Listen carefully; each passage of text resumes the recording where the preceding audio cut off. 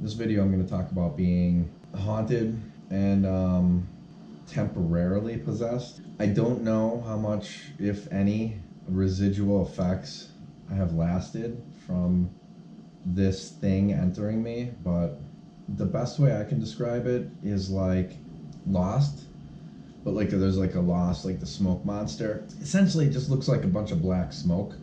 We were haunted at night. This thing, for some reason, would come out when we would try to get to sleep. And we worked at McDonald's, so we would come home and like shower up and stuff, try to get to sleep. But I'd come home from working at McDonald's and then I couldn't go to sleep because I was being haunted by a spirit of some sort. Being haunted by this spirit, it would walk through the door, just open the door. I mean, I didn't find out until years later. I mean, this is September of '96. There were things that were in pop culture about Ouija boards and stuff like that, but there wasn't, I don't know. I mean, I guess when you're young, you're a teenager, you don't really know what to believe, especially because I didn't have a solid, I rejected religion at a young age.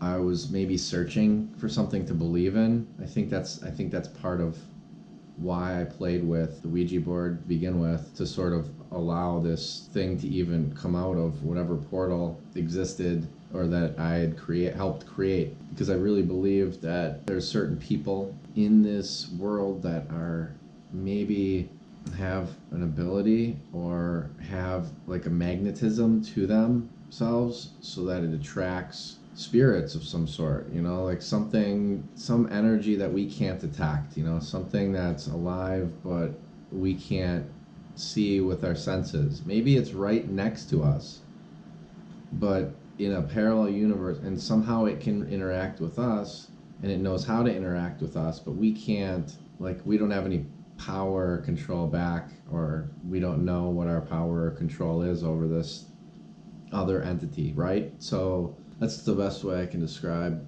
that. But it's like a smoke monster, and this thing would open the door, and then it was shadows, just some shadows. And then I got up, almost like it enticed me to get up, and then I walked out into that living area, right? So I walked out there. There was one time where my girlfriend, she stopped me before I went into the kitchen. Don't go in the kitchen. I'm like, why? She's like, did you go in the kitchen last night?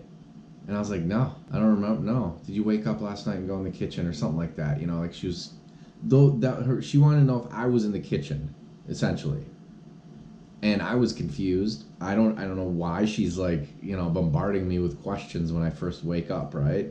And then I'm like, what? Why are you stopping me from going in the kitchen? Why? And then she's like, don't go in there. She's like, you did it. And I was like, no, what? As soon as I walked into the kitchen, I saw all of the cupboards and drawers open, which is sort of creepy, right? Because she said, you did that. And I was like, no, I didn't. I'm like, you're messing with me. You did that. She's like, you're a liar. You're a liar. And I was like, oh my God. She got so hostile toward me. Almost like an energy, right? Almost like this thing, maybe this thing was sort of enveloping our whole apartment or something, and was just feeding into some sort of negativity, or I don't know. That's what I'm almost thinking. But then, there was a couple times she grabbed me and she was like, she started digging her nails into my arms, and I'm like, what are you doing? Stop it. She's like, you're a liar. It was a crazy situation for me to be in because I wasn't lying about it. And I'm like, then after, when something like that happens, you're like, am I really crazy? Did I do that? I mean, when I was a kid, I used to sleepwalk, but I never opened up cupboards. So my thing is, maybe I have some sort of way where they can control alpha or beta or delta waves or whatever you got. Maybe they can control that and make you do things. And if it's an energy of some sort, it could possibly be able to do that. I don't know. So maybe it could have been me that actually opened those doors, but I don't remember doing any of that. So it's very possible that that's the answer. It's also possible it was actually just a spirit, and somehow that energy can force objects open like that. It's also been documented in many hauntings and poltergeists, and there's a whole bunch of stuff that's been documented on paranormal. See, these aren't the only experiences I've, with the Ouija board. This is just one of a bigger piece for me, at least, when it comes to interactions with anything paranormal. I mean, I guess if you listen to all my stories, maybe you can piece something together. And I guess I just kind of want to document it for like future generations, because there's something happening that maybe hasn't been documented yet because there was no ability for humankind to document yet. And now we have YouTube and we have affordable cameras, and we can all talk and record things and put them out there so that they'll be out there. And that's kind of what I want to do with this whole channel. I'm just going to document and finally talk about all of the paranormal stuff that's happened to me in my life. So going back to this smoke monster guy, I don't know what this thing it was with me until I got rid of the Ouija board. I threw it in a dumpster, but I don't know if I had any kind of lasting effects, because I was told later I was supposed to burn it or something. I don't know. For all I know, maybe there's a portal still open somewhere, and I really believe that. Like, it sounds like something of science fiction. Go, don't go and like, don't mess with this shit. But there's some people are gonna fuck with it, like some people are always gonna be curious about Ouija boards, tarot cards. I read tarot cards too. I consider myself a novice, even though I got my first deck like almost 20 years ago. Back to Ghosty. Yeah, he was terrorizing me and her. Then one time, I was away and she was at home, and the bedroom got freezing. It was like 50 degrees or 40 degrees, and the rest of the house was like 80. I even walked into the room. It was freezing, and it was eerie, but it felt good in there. I don't know why. And then she hated it, and she wanted to sleep in the other room. But that's not how it started. It just started, she came and she's like, hey, there's something crazy. So what happened was my girlfriend went and told the front office, like, hey, there's something wrong with the heat. They came up there, they checked, and it was fine. Then I got there and I went and I checked it, or it did the same. It got cold for me. I can't remember exactly if it was the next day, or that part of the memory is fuzzy. I do remember though that it wasn't actually cold when she told me, right? So she told me about it, and I thought that's weird. And then when it happened to me, and then I walked in the room, it was freezing. That's when I was thinking, oh, this feels kind of nice in here, but this is strange. And I didn't know in 1996 that ghosts made rooms cold. I had no idea. I didn't know that was a thing. This was before DVR. This was before on demand, and this was like the second year of the internet. So there was really, there was only so many shows. I mean, I watched Quantum Leap and Back to the Future, Aliens. It's just Poltergeist, Exorcist. I don't know if that might have happened. I don't know the order of all this stuff. You come back with me. There was one day in our room where we were getting terrorized in the room, and the bed sheets got pulled, and they got pulled. Well, they looked like they were yanked off, because the bed was about 5 feet away from the wall, like the end of the bed. So the sheets were actually at the wall, like someone went and then they bunched up like an accordion. You see what I'm saying? Like, so when I picked them up, the fact that they were accordion-like, it was like someone had. Now, certain things came back to me when I was meditating, because when I got sober from drinking in 2015, I started meditating more often. I found out that using the 110 hertz frequency, that's the frequency that they used to meditate, to communicate with the gods in ancient times. It was found out that there was architecture that was built that could resonate like the frequency just perfectly, because it was the length of the wave, of the sound wave of some sort. So like it ends up echoing, and sounding like really cool or whatever the case. Well, I started meditating and I started remembering small details. Small details would just they would just flash back to me like, whoa, wait a minute.